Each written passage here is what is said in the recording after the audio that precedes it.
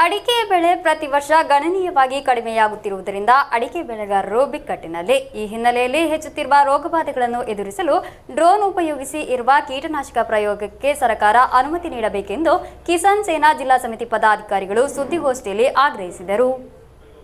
ಹಳದಿ ರೋಗ, ಎಲೆಚುಕ್ಕಿ ರೋಗ ಮುಂತಾದ ರೋಗಗಳ ಕಾರಣ ಜಿಲ್ಲೆಯಲ್ಲಿ ಅಡಿಕೆ ಮರಗಳು ನಾಶವಾಗುವ ಸ್ಥಿತಿಯಲ್ಲಿದೆ. ಎಲೆಚುಕ್ಕಿ ರೋಗ ವೇಗದಲ್ಲಿ ಹರಡುವುದರಿಂದ ಎಲ್ಲ ಪ್ರದೇಶಗಳಲ್ಲಿ ಅಡಿಕೆ ಉತ್ಪಾದನೆ ಈ ಬಾರಿ 80% ಕುಸಿದಿದೆ. ಇದನ್ನು ತಪ್ಪಿಸಲು ಯಾವ ರೀತಿಯ ಕೀಟನಾಶಕವನ್ನು ಬಳಸಬೇಕೆಂದು ಅರಿಯದೆ ರೈತರು ಸಂಕಷ್ಟದಲ್ಲಿದ್ದಾರೆ. ಸಿಪಿಸಿಆರ್ಐ ಅಧಿಕಾರಿಗಳು ಮದ್ದಿನ ಬಗ್ಗೆ ವಿವರ ನೀಡಿದ್ದರೂ ಸಮಯಕ್ಕೆ ಸರಿಯಾಗಿ ಸಿಂಪಡಣೆ ಮಾಡಲು ಸಾಧ್ಯವಾಗಿಲ್ಲ. ಪುತ್ತಿಗೆಯ ಬಾಲಸುಬ್ರಹ್ಮಣ್ಯ ಎಂಬ ರೈತನ 30ರಷ್ಟು ಅಡಿಕೆ ಮರಗಳನ್ನು ಕೆಎಸ್ಸಿಬಿ ಅಧಿಕಾರಿಗಳು ಕಡಿದು ನಾಶಪಡಿಸಿದ ಘಟನೆಯಲ್ಲಿ ಆದಷ್ಟು ಬೇಗ ನಷ್ಟ ಪರಿಹಾರ ನೀಡದೇ ಇದ್ದಲ್ಲಿ ಕಾನೂನು ಕ್ರಮಗಳೊಂದಿಗೆ ಮುಂದೆ ಹೋಗಲಾಗುವುದು ಎಂದು ತಿಳಿಸಿದರು.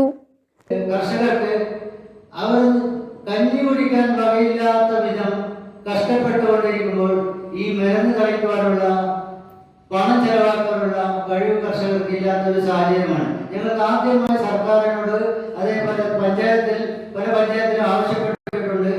പഞ്ചായത്തിലോ അല്ലെങ്കിൽ സംസ്ഥാന സർക്കാരോ ഈ മരുന്ന് തളിക്കാൻ സൗജന്യമായി കർഷകർക്ക് മരുന്ന് തളിക്കാനുള്ള സംവിധാനം ഉണ്ടാക്കിക്കൊണ്ട് ആ കൃഷിയെ ആ നാശത്തിൽ നിന്ന് അല്ലെങ്കിൽ വൻ ദുരന്തത്തിൽ നിന്ന് രക്ഷപ്പെടുത്തണമെന്നാണ് ഞങ്ങൾക്ക് ആദ്യമായി ഉണർത്താറുള്ളത്.